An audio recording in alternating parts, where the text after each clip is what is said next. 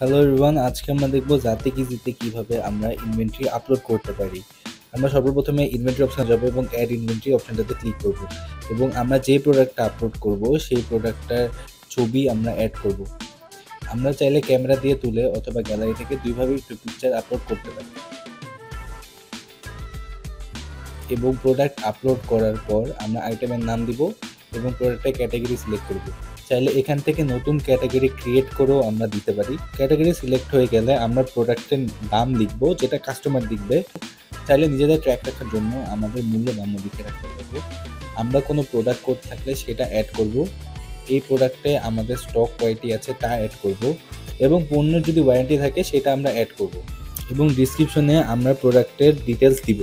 প্রোডাক্টের জন্য আমরা যদি সাইজ অ্যাড করতে চাই তাহলে আমরা প্রোডাক্ট ভ্যারিয়েন্টে ক্লিক করব এবং নতুন একটি ভ্যারিয়েন্ট ক্রিয়েট করব।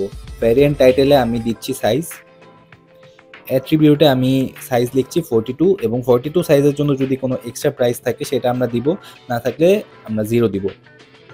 এভাবে আমি নতুন সাইজ অ্যাড করলাম এবং সর্বশেষ ক্রিয়েট ইনভেন্টরিতে ক্লিক করলেই আমার প্রোডাক্টটি আপলোড করা সম্পূর্ণ হবে। এভাবে খুব সহজে আমরা জাতি কিজের মাধ্যমে প্রোডাক্ট আপলোড করতে পারবো।